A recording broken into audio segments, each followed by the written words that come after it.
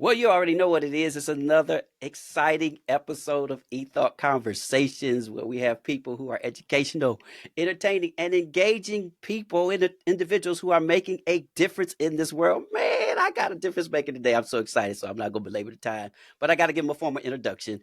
He's a pastor of a mega church, Greater Grace Temple, located in Detroit, Michigan, in the city of David, a 19-acre multifaceted complex with a 4,000 seat plus sanctuary that has hosted notable community civic events like the funerals for the great Rosa Parks, Aretha Franklin, the Honorable John Conyers. He's the former presiding bishop of the Pentecostal Assemblies of the World, and I might note the youngest that was ever elected. He is the now just recently recognized as one of the top 50 powerful African Americans by the Michigan Chronicle in southeastern Michigan. How about that? But most importantly, he's a husband, he's a father, he's a friend of many, and now the recently newest grandfather, huh? With his namesake. How's that going? How is that going? Talk about it. Thank you for having me. And I think you got everything correct, other than I think Bishop Garfield Thomas Haywood. I think he was the youngest Okay. elected presiding bishop. He's our we consider him our The founder. founder. There were some individuals that founded the PAW, but we consider him our founder. He was our founding presiding bishop for Was sure. he elected? Uh, I think he was elected. Now, back then, there were only like maybe five votes. You know what I'm saying? Right. Right. Now you have to be elected by a whole conglomerate of ministers and Right. evangelists and all that kind of stuff. Little different Absolutely. climate like it is for us politically now. Just a little Without a bit doubt. different. Without a doubt. But most importantly, you're a new grandfather. I got to talk about how's that going? That is going great. 7 months in another week or so. And, he's Wow. crawling now. So you're able to put things out in front. And now, we're having our days made or destroyed by seeing who he crawls to. You know what I'm saying? So at the Right. end of the day, I'm putting money out to see if that's going to move him. But Not at the yet. end, but at the end of the day, yeah, no, it's great. I mean, it's a love that I didn't know existed. But Yeah. it's real, and I'm all in. I'm all in. No offense. All in. We see you Absolutely, because you're my pastor, so I see you. I know you're all in. without a doubt, without a doubt. So let's get to what we're here for. You're again noted as one of the top powerful 50 African Americans Southeastern region, noted as a great leader in this region and across the country and around the world. What makes a good leader? I think what makes a good leader is an individual who understands that you don't know it all, you don't have all the answers, and you can't do it all. So you must surround yourself with people that know a little bit more than you. You must surround yourself with people who are doers and not talkers, and you must surround yourself with people who can help you to really be who God has called you to be. And I think that's what makes a good leader. So many times a person when they get in charge, everybody sit down, listen to me, don't do as I say, don't do as I do, do as I say, and I'll tell everybody what to do instead of saying I'm going to show you what to do by doing. Did you have that skill set, or was that something you had to evolve into? No, I think I've always had it. Now, inviting others into decision making processes. Yeah, I had to grow into that. But I will tell you, that no, I mean, I've worked in everywhere, because you grew up in the church. You know what I'm saying? So Yes. we did everything from cutting watermelons and washing dishes in the kitchen and cleaning up the church and vacuuming and all of that kind of stuff. And cleaning up paper. And somebody said, "Well, Bishop, man, I know you got paid driving the church van and all that. So I got paid no attention. That's what I got paid." So at the end of the day, it was a pleasure for you to serve God and to work in the vineyard. And we're not talking about just saving souls. We're talking about working in that church and making sure that that church was in order. So, no, I grew up working, and I tell people all the time, there's nothing pretty much that you all are doing here that I haven't done over the course of my church journey. So, and I still pick up paper. I still do things, because it doesn't take but a second to do that. You know what I'm Yeah. saying? By the Yeah. time you're Yeah. looking for somebody to do it, could have been done. You know what I'm Yeah. saying? How would you describe your leadership style? I would describe my leadership style now as, a leader who is learning to really enjoy delegation, Sometimes I do check up, though, you know what I'm saying? And people always say, Bishop, we got it. I say, okay, I just want to make sure you got it because it's not like you going to do this all the time. You know what I'm saying? I give birthday parties, as you know, every 10 years 30th birthday, 40th, 50th, 60th. The next one, Lord willing, will be my 70th. And that might be my retirement as well in 2028. So I can't give a party every 10 years and just let y'all plan it. You know what I'm saying? At the end of the day, it's my party. You know what I'm saying? Oh, we know what he wants. We know who's his friends. I gotta participate in that because You, again, I don't give them every year, so we can correct it next year. It's every 10 years. So, I still am kind of hands-on, probably more than people would like me to be, but because hopefully you have some of the same friends left at 60 that you have at 70. how about that? And we all evolve, and who I Right. hung up with when I was 16 might not be who I'm trying to hang out with now. Be like, Bishop, surprise. You'd be like, Yeah, that is a I, surprise. I need to see y'all immediately after the celebration. No, no, no, no. Right now. Cut the mic. We don't know what else's surprise is coming up. So let's Right. let's have a pause right now. Choir, sing 2 songs, okay? We'll be right back. Right back after this. What are some of the decisions you look back now and be like, man, I'm proud I made that decision? And then what are some of the decisions you say, man, I could have did that a little better? I think that some of the decisions that I made was moving forward with vision to build this city of David with the people of God. Some people say, why would you take on such a mammoth project, $36 million? My dad's largest project was $3,750,000. And it amazes me when people say, "Oh man, he's just trying to outdo his dad."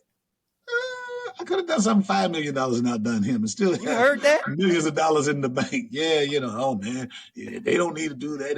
He's just trying to outdo his dad. Listen, my dad always taught us, and you probably heard him teach this as well. Don't fight a dead person. That's a Mm, waste of time. Don't try to compete with a dead person. If they're dead, their season is over with.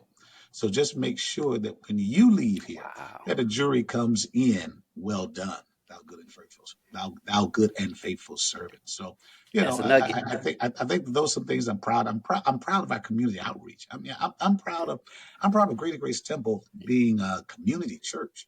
And we can't say as apostolics that was always something that was welcome. Mhm. When Bishop McMurray went to California and he renamed the church Bethany Community Church, he said, they were ready to remove him from California because we're not no Wow. community church. We're an apostolic church, and, Okay. and and we're not here for the community. We're here to save souls. Well, they're out in the community. But anyhow, at the end of the day, my dad always wanted his church to be active. He always wanted his church to look like something was going on and to have something going on. And I would say that he'd be proud to wake up today and see there are cars filled in this lot. Nothing to Yeah. do with church. It's police officers graduating from the school of Yeah. police cadets. And I mean, that has nothing to do with salvation per se, but why are they coming to Greater Grace Temple? Well, why do they come to your church? Maybe because we're nice. Maybe because we roll out red carpet. Maybe because we try to serve people and invite them in. Don't hate, don't get mad at me, and I just let them do it one time. They said, "Can we come again? Can we come now?" This is the place where all the police cadets graduating from the academy Wow. graduate from, and the elevation programs and ceremonies as well. That's tremendous. Now I got to talk about something you just said. You said 36 million. Now one of the graces on your life is you make things seem easy because you don't seem to be bothered by stuff. But come on, man, 36 million. Were you afraid? Come on, let us behind that door and say, man, there were times when what? What was I afraid? I might still be living in a little fear. Hey, that mortgage ain't paid yet. Now, listen, if I'd had an interest free loan, that mortgage would have been paid 10 years ago. You know what I'm Okay, saying? But yeah, at the end of the day, you have to come to a place where you understand that things are bigger than you. You have to come to a place where you understand that having faith in God means stepping out, even when things don't add up, even when you say, "Well, man, that's a little bit beyond my comfort zone." And I believe that on this journey that I've learned so much about God because he's always made a way and he has always met the need. So even when attendance decline, even when individuals go out and start churches and members go with them, and that's part of church, Hmm. and I don't get bothered by it. It's just a part of church. And even when a pandemic comes, and people check out of church, and some are virtually participating and doing what they can with their tithe and offering, but some have just checked out of church. Period. You know what I'm saying? And you Hmm. don't hear from them or whatever the case is. But at the end of the day, God saw all this coming. So the same God that has Hmm. kept us over these years and decades, he's continuing to be with us every single week, every single month. So, I just learned not to sweat things and really trust in God by having confidence that if there is a need, he's going to meet it. That's phenomenal. Then the other part too of that was, what about the decision you said, man, I could have did that a little better. I think my management style, I'm a get it done person. I am a person who finds a way around. Hmm. The worst thing you can tell me is that something is wrong, because I'm getting ready to fix it, and I tell Okay. people all the time, I say the power has gone out. I mean, literally out, maybe 5 times. Okay. Ask me how many times we've canceled church in those 5 times. How Never. many You know what I'm times? saying? We find a way to get it done. Bring the portable system out the quiet room. Okay. Put the 2 generators up in the back, in the dock door. Open the dock door, crack it so the cords are going out there. We're getting our power from out there. Give me Okay. one light over this pulpit. You know what I'm saying? Over this podium. You know what I'm saying? And I'm not saying I'm the Lord, but here's the Right. light. Right. Right. The Right. word is Right. coming from here. And we getting ready to have church. You know what I'm saying? Because as you know, our church has no windows. So we have no Right. outdoor light, and we built it that way so that we could do illustrations and productions and we could Mm. control the lighting for the atmosphere. So it was built that the sanctuary is inside of the church complex. So the sanctuary has no outdoor windows or doors or what have you. So, but we made it work. And I consider myself one of the great troubleshooters. And I think that Yeah. everybody should have that, but they don't. And sometimes people are Yeah. bringing to me problems, concerns, and I'm kind of fussing and barking at them. Come on, find a way, get through it. What do you want me to do about it? I'm got you there. And then they walk out like, I ain't gonna ask him nothing else ever again. And I had to learn how to appreciate that everybody's not like you. And I'm not saying that I have all the answers, but I think I'm a Right. troubleshooter. I find a way to get things done. You know what I'm saying? And I sometimes look at people like, you don't know that, you don't know how to do that, you couldn't figure that out. So I've learned, calm down, and help to grow people and help to train them and to let it be learning experiences and not a traumatic experience. Because they brought a Yeah. problem to me and I kind of let them have it. I think that's one of the attributes of a good leader is that he's able to anticipate needs. So when you talked about the generator and the illustrated sermons, you got foresight. A lot of people don't have that, and you can see stuff developing like a quarterback. Like My this should be my the my it. my yeah, he looks at the defense and Yeah. he resets everything. And what they call it is an audible. And there are certain quarterbacks, Tom Brady, Aaron Rodgers, and Yeah. the Peyton Manning, Drew Brees, those quarterbacks, they could see, okay, the play we called, that ain't gonna work, and I'm gonna get killed. Okay. So we get ready to call an audible. Listen, you come over here because watch number Omaha, 55 Omaha. there. There you go, Omaha, Omaha. Absolutely. But I think that is one of my staff will tell you whenever we have a back to school festival, where Harvest Fest, trunk or treats, or illustrated sermons, I can see a collision getting ready to happen. You know what I'm saying? And okay, Bishop, we got the wristbands, and all you have to do is snap it on them. And I'm like, that's gonna be a problem. You know what I'm saying? Somebody gonna walk up with 8 kids, and you trying to snap on the kid is moving. I say, let's get the tear off ones to stick them on. Just give them to them and let them go inside and put them on, and let's keep the line moving. And sure enough, I looked up. People were lying down 7 Mile Back to School Festival, and somebody tried to hold me still so I can snap this wristband. I went down there. I had to go down there. I'm like, man, how many kids with you? 10 kids. 10. Take them on. You put them on yourself.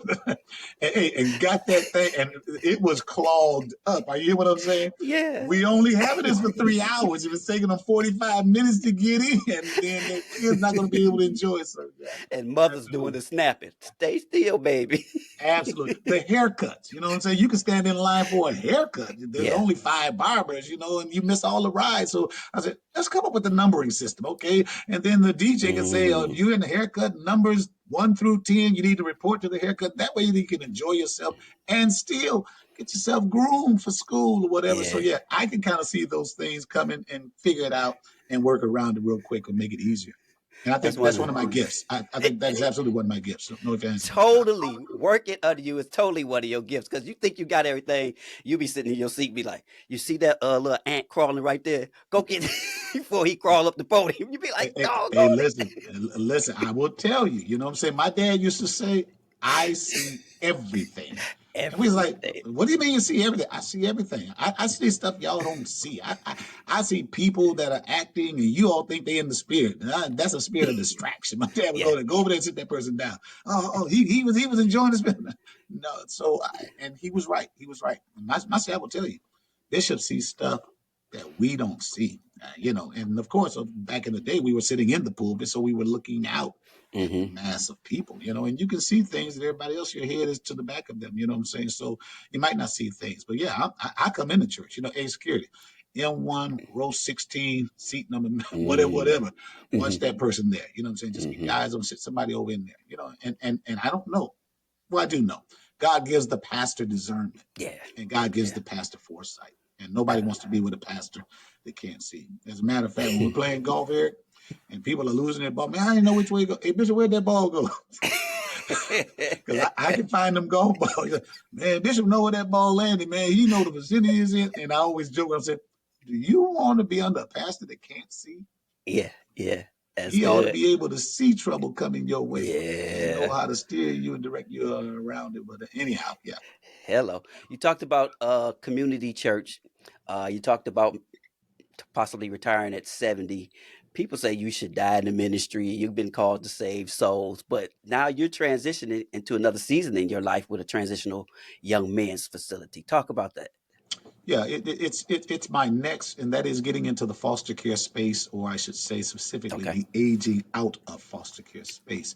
And we know that when you turn 18 years old, a kid in foster care, they age out. And the Okay. problem is that so many of them have not gotten what they needed.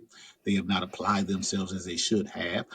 They've come through all kinds of trauma. So, they didn't want to listen to nobody. They didn't want to learn. Some of them have been in good spaces, in good houses, but they didn't want to learn. And some of them have been in horrible houses and under horrible foster care surrogates, moms and dads, whatever the case is. And then 18 years old, you get your stuff packed up in a garbage bag and you get dropped off on the street or in a shelter. And Wow. that's a cold thing to do, is to move a kid from house to house, from school to school, from friends to friends, from rules and regulations to rules and regulations. And Yeah. then at 18 years old, if you haven't gotten it, if you are not graduated from high school, Wow. if you don't have a scholarship, if you don't have money, if you're not even functional enough to maintain a job, then you're kind of out there on the streets. And five of the top outcomes of aging out of foster care is death, human sex trafficking, homelessness, drugs, and prison. So Wow. that's not a good thing. And as at the end of the day, the United States has the best system in the world, but it is failing big time. And I guess, when you talk about kicking the can down the road, this is Hmm. maybe the poster for that. They have much money in it, and people do the best they can, but nobody can figure it out. And you have some wins, but far too many traumatic experiences and losses. So I've come up with we're going to build this 52 unit brand new apartment complex that's going to be in the midst of a famous site in Detroit, the Brewster site, the first projects federally funded built in the entire country, not New York, not Chicago, right Wow. there in Black Bottom, what used to be Black Bottom, Paradise Valley, and all of that in Detroit, Michigan. People moved up to work in the factories. They had to have a place to live. They built these high rises and Hmm. they put those people in there. And it was supposed to be affordable living, but it was built for the working poor. Eleanor Roosevelt, First Lady, she cut the ribbon of the first one in 1937. The sixth one was built, finished in 1943. They closed down. They closed them in 2008, and I think they tore them down in 2013. So we have that history here in Detroit, Michigan, right here, down right outside of downtown, as a matter of fact. So what I'm building is 4-story 52 unit, 610 square foot apartments. It's going to house young men aging out of foster care, 18 to 24 years old. And what's going to make it different is we're not just going to give you a roof and a bed. I can Hmm. put you under a viaduct and give you an air mattress, and you can have a roof and a bed. But this is going to come with fivefold wraparound services: workforce development, life skills, education, behavioral health, and legal assistance. And I think that Wow. that's going to help them now to move on. And when Health and Human Services heard it, they said, Bishop, that's a tremendous vision. Now you got to do something for the women. I said, let me just get my feet wet. Let me just Yeah. let's try to work this out. And when people have seen my vision, they've called it life changing. They've called it a game changer. I'm not saying this. They're saying this, people in the industry. So I'm hoping that it will be that, and that now we can move on to the girls and develop a model that can be duplicated and replicated all over the country. Doesn't have to be a Bishop Ellis thing. It's Hmm. about helping young people not change their day, but change their lives. Wow. Not change the day, but change their lives. What does that have to what does that have to do with your legacy? Talk about your what do you want to leave behind? I think that, and when the opportunity was brought to me to do something, this Hmm. wasn't what they were asking me to do. They were just saying, "Hey, if you want to do something, we got some COVID dollars. You've been a team player, and you've been a mover and shaker in this community, Wow. and Okay. you've proven yourself as a developer. You developed a former amusement park site, 20 acres, with a $36 million church that you all funded through tithes and offerings and bank loans, and then you built Ellis Manor first." Which was an 89 unit, one bedroom apartments for low income seniors. That was a $5.3 million HUD grant that we got when my dad was living. So he got to see that done and see 2 years of that, celebrating 30 years this November. We moved the Wow. first residents in. Church has been here for 22 years. So they're saying, hey, you've been a developer. And I didn't see that. But I said, Okay. okay, you're right. I have been a developer. Many pastors, men and women, have been developers. We've taken vacant properties, rehabbed them. We've taken space and we've redeveloped it into a church, a multiplex, family life center, a church school. The list goes on and on. So, the opportunity came and I jumped on it and I'm all in. I know this is, if I can use the word, a hard nut to crack, because some of these Hmm. kids have traumatic experiences and they've been problematic kids, which is why they're where they are. Because if it's as easy as going into foster care, graduating from school, getting a job, making money, you can move on to an apartment. But some of them don't have those functioning skills because Hmm. they've been traumatized in the various deliverable services of foster care that they have been in. So I think that this is where I am next. I know it's where I Okay. am. I know God is with me. So I've already gone through the scare tactic. Do you really want to do this? No, I don't want to do this, man. I'm getting out of this. But then it comes back that this is God. This is Okay. not me. Trust me, man. You know me. I'm gonna play golf and have the little guy at the country club, Detroit Golf Club. Right. That's retirement. I've worked hard. You hear what I'm saying? For 28 years, I'm celebrating right now. But I know this is God, and I wouldn't be in this if it wasn't God. Are you kidding me? Yeah. No kind of no. I have to know that this is God for me to say I'm going to retire maybe from the pulpit into Hmm. this phase of a ministry. But I know You it's God. I know it's God. do as a pastor, a lot of pastors find that transition challenging. They don't know how to let it go. How you dealing with that? Well, not just pastors find it challenging, but athletes find it challenging. How many have retired, Tom Brady? You know what I'm saying? And 6 months later, I'm going back to play ball. You know what I'm Right. saying? Or Reggie White, I'm going to retire. God told me to quit. Well, no. Well, God told me to fulfill my commitment to the Green Bay Packers. So I'm going Right. back to play. And so it happens in the entertainment industry. It Hmm. happens in all. Muhammad Ali. Man. If we're retired and stay retired maybe for a couple of them fights, you know what I'm saying? But Hmm. sometimes it catches up with you and it's not good. It's not good for your family. It's not good for you. You're still alive, but you're dealing with all kinds of issues. Look at football players with Hmm. the concussed conditions Yeah. that many of them have suffered. Tua Tagovailoa right Yeah. now has got to Yeah. make a decision. You know what I'm saying? Okay, you got money, and 147 of that is guaranteed, so money is not the problem. And let's be clear, you know what I'm saying? Randy Yeah. Logan, if a Fran Target nigga wake up and say 147 million guaranteed dollars in football, I got paid $50,000, man, and they was wringing my neck. So that's legacy money. That's Hmm. generationals money. You got what I'm saying? But he's got to make a decision. You know what I'm saying? Do you live with money and you don't know what day it is, or Yeah. you can Yeah. barely walk, or Yeah. you're having some blackouts or what have you? I mean, those are serious decisions that have to be made. I think that I'm there. I mean, I've been in church all my life. My Okay. grandfather died at 53, and my Hmm. dad died at 60. And I don't want to have a heart attack and die in the pulpit. I don't think that that's what God's will is for me. I think God's will is absolutely for me to still have ministry, but I believe that ministry should evolve. And there Yeah. was a time, Eric, in the day when we was walking on pews and standing on pianos and up on top of organs and on top of the podium. Church, oh, he bringing the anointing in. I'm not climbing up on nothing in this day and time. Listen, fall and sprain my ankle. Now, how you explain that was God? Well, God wanted me to show that I could limp and still preach for the rest of my life. No, that wasn't God. So And at the the way you end of built greater grace, you was coming out of the sky. listen, I was flying with the best of them, the angels. And where's Bishop? Here he come. Here he come. Listen, church in a frenzy. Hey, listen. So at the end And of the day, ascended. hey, at the end of the day, everything transitions. It goes through Yes. transformations, and we all do. And Right. we have seen one thing, whether it be the entertainment industry and motion pictures, or whether it be Yes. on stage, or whether it be on the athletic fields, or whether it be in the pulpit, or even on jobs. Father Time is undefeated.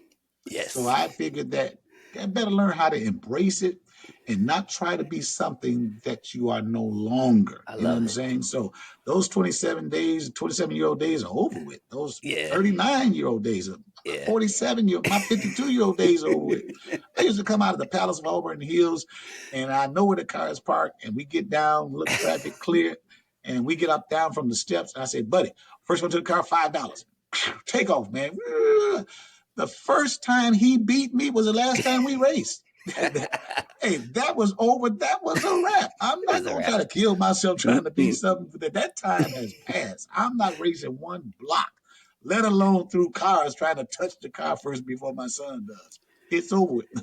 Get Pastor Gary Green said his nephew Willie Green, who's the third generation member of this church, the Green family, now coaching the New Orleans New Pelicans. Orleans Pelicans basketball team.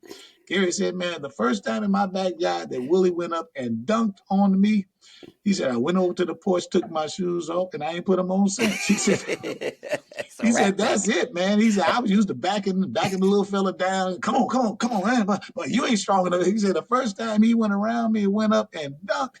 He said, man, I went took them shoes off and said, man, I ain't playing you no more. That's a That's wrap. that's enough. Yeah, I'll coach you, but I ain't playing you no more. Listen, we get run out of time. I'm gonna switch to political gears, but just for clarity, you mentioned the little guy. So tell us who the little guy is and who are the other guys. All right, the little guy is Charles Haywood Ellis V. My grandfather was the original. My dad named him after his father because he wanted his dad's name to continue. Because my grandfather's junior died at 18 months old, so he really didn't get Mm, to live life. So my dad wanted to keep his dad's name alive. So and since then my dad has a second son. I have two brothers, as a matter of fact. So Dave Jr. is here. He's keeping my dad's name alive, and they're David Jr. So I kept mine by naming my son, and my son thought enough he and his wife to name him the fifth. So he's the little guy. I'm the big guy. God is the main guy. Somebody saying, "What about his dad?" He's the other guy, and I approve that message. and that's it. Speaking about approving messages, we got a charged and challenged political climate Woo! going on right now. And you have, well, first of all, people say you can't be Democrat and you can't be a Christian and vote Democrat. And you've publicly come out and have endorsed Vice President Kamala Harris. What do you say to that? I've been God serving all my life, and I have been a Christian ever since I've been saved, I believe. And I've been Hmm. a Democrat ever since I've known politics. So I'm not just voting Democrat. I am a Democrat. I'm a proud Hmm. Democrat. And at the end of the day, there's nothing I agree with wholeheartedly. I don't agree with the Pentecost Assemblies of the world wholeheartedly in some of their Hmm. core tenets and beliefs, but I'm with the Pentecost Assemblies of the world. You know what I'm That's saying? good. They have a message I can preach. They have a doctrine I can stand by. But a lot of the things that some of our pastors preach, that's not me. You know what I'm saying? So when you get into to material things of what you wear and what color your hair can be and cutting your hair and tattoos, I don't get into all that kind of stuff. but I'm a proud PAW. I'm not going nowhere. I'm gonna be a part of the Pentecost Assemblies of the world until the Lord takes me on up out of here. I don't think you serve as a leader and you're all in, and then when you're not a leader anymore, now all of a sudden, you know what I'm saying? Well, I think I want to move on and do my own thing. I think that you stay there and support others as others have supported you. So I'm a proud PAW baby. I'm a proud Democrat, and I'm a proud Christian. Kamala Harris. Kamala That's Harris, that's I your am candidate. all in. I'm all You in. with You her? know, it amazes me when people say, well, it's not her time. If it's not her time, when is it her time? You know, Hmm. when Barack Obama, they said the same thing. Well, Yes. the country ain't ready for a black president. The country might not ever be ready for a black president. So what Mm. does that mean? At the end of the day, the country wasn't ready to free slaves. Uh oh. Oh, no, no, no, Bishop, no. But slavery, do you know how many people died That's good. for the freedom of slaves? Do Yeah. you know how? There was a civil war. There Yeah. was a civil war just so that Negroes could be free. Are you kidding me? If they had waited for everybody to agree, we would all be slaves today. We need to stop that. You have Hmm. somebody on the other side who had their chance, who is a criminal, been convicted in civil court, federal court, state court. Are you kidding me? So if this intelligent black woman cannot be a president of the United States running against a criminal, then when is her time? Yeah. Just say you're not ready and you're never going to be ready. Wow. Because we have learned as black folk, you can't wait for everybody to get ready. If Mm. there was no civil war, then we would still be slaves. That's a Everybody gem. didn't take a vote and we were free. Yeah. We had to fight for that. People had to die for that on Yeah. both sides. And that's a sad, Mm. Pastor Eric, is that a sad commentary or is that a sad commentary? It's very sad. It's hurtful. It's You ain't talking disappointing. about making people in charge. You're talking about they're not servants anymore. I mean, are you Yeah. kidding me? This Yeah. world had a civil war, Yes. and somebody didn't want to leave office in 2020 and wanted to have a civil war and unrest, and did. Wow. Well, that's good. We are out of time. Man, this has been so very good. As before we go, I do something called first thoughts. This e-thought conversations. I just want to get your first thought. I'm gonna give you a couple things. You tell me what comes to your mind first. Fasting or praying? Prayer. Prayer. Okay. Golf because you like to eat, huh? You know? Anyway, golf Man or ought always to pray. okay. That's why you Some the bishop. things go out by prayer and fasting, but You the men ought bishop. all Luke 18:2. You the bishop. Golf or baseball? Golf now.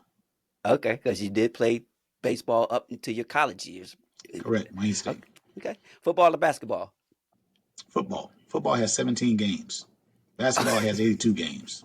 That's a Okay, whole lot of games to keep up with. Football has it is. 17 games. Okay, You're going to watch all 17. and get ready for the playoffs. Preaching or teaching? Now teaching. Teaching. Okay, and you buried Levi Stubbs there at in the sanctuary there. The Hmm. Temptations or the Four Tops? Temptations. Temptations. Okay, Ruffin or Dennis Edwards? Dennis Edwards. Oh, ooh. Temptations because they have a greater catalog than the Four Okay, Tops. okay. And Dennis Edwards over David Ruffin because David Ruffin quit and the Temptations had many more hits with Dennis Edwards. So But somebody Ruffin was might the voice. But it's yours. somebody might not be what are the two words? And Noel Jones used it. You're not. Some people are irreplaceable, but not. Oh, It'll I come on heard before that we one get off. too. Yeah, It'll yeah. come to you. Karen Clark Sheard or Aretha Franklin? Aretha Franklin because she did both gospel and secular, and so much of her music and her catalog it ministers even to those who are not Christian. Marvin Winans or Fred Hammond? Marvin Winans, both of them are my Mumford High School alumni brothers. I graduated with Marvin and Carvin in 1976. But Marvin Winans, he can sing any and every. Marvin can sing Mary Had a Little Lamb. Marvin can sing Humpty Dumpty Sat on the Wall, Had a Great Fall. Marvin Winans can sing anything. Nursery rhymes, you He just give it can. to him, he'll turn it into music. He just can. Telephone or text? Text, Beach or the mountains? beach, dinner and a movie out, or Netflix and chill at the crib? Dinner and a movie out. Praise and worship or the choir? Mm. I still like the choir. I That still choir. like the choir. Yeah, I still like the choir. Yeah. Okay, two more. Summer or winter? Summer, always. Last one. The late great Bishop Norman L. Wagner or Bishop Noel Jones? Let me see. Bishop Norman Wagner. Ladies and gentlemen, my thought for today is the elasticity of apostolicism. Kotavoya. That would be him. And the church would go up right then and there. He just announced his message. Noel Jones, you're going to need a little more time and you're going to scratch your head. When I think about the elasticity of apostolicism, it is the rubbericious of the rubber band that causes it to expand to the volume of ecstasy. And, it reaches that crescendo that when it pops, it just explodes over everything. That is absolutely funny. And people don't know you're a joyous, joyful individual, and laughter doeth good like a medicine. I Oh, thank you. I thank you. I thank you. Leave us with some parting words before we go. I would say that I've adopted a saying, slogan. I think it's mine because I've never heard it, but the wise man said there's nothing new under the sun, so I'll leave that as an explanation. Hmm. But I love you to life. Yeah. I love y'all to life. Yeah. And people said, no, Bishop, you mean I love you to death? I said, I've changed that. I love you to life. I love y'all to life. And I've hashtagged it. And I think it's mine. And I've come to the conclusion that I love everybody. And people say, you don't know everybody. Do you have to know everybody to love everybody? I don't think so. For God so loved the world. He loved Mm. us before we even came here. And he wrapped himself in human flesh and died on Calvary's cross that we might have eternal life. And I think that throughout the Bible, love, love, love, love, you can't get around it. So if we as human beings cannot conquer love, and if we cannot really see that regardless of all that you do, all you accomplish, if you don't have love, then you're really not fulfilling the true meaning of being Christ-like. So I love you to life. That's my saying. I stick by it. I think I created. If I see a T-shirt out there with some, if I see y'all making some money on that, I better copyright that thing right now. But Better anyhow, do it. yeah, I want to leave all of y'all with, hey, Bishop Ellis, I don't hate anybody. I love everybody, and I love them to life. That's a great way to end. I told you 28 years pastoring, 36 years married, great individual. He's educational, he's entertaining, he's engaging, and most of all, we celebrate him. Thank you for joining us on eThought Conversations. This has been absolutely phenomenal. And if you like this, like it, share it, comment, and we thank you. You can find Bishop Ellis on all social media, Facebook, on Instagram. I don't know if he's TikToking yet, but Not yet. not yet. But follow him, and I guarantee he'll be a blessing to your life, and you'll love him to life. Thank you again, sir. It's been a Thank you so pleasure. kindly. Have a great day. You Thank do you the for same. having me. Bye.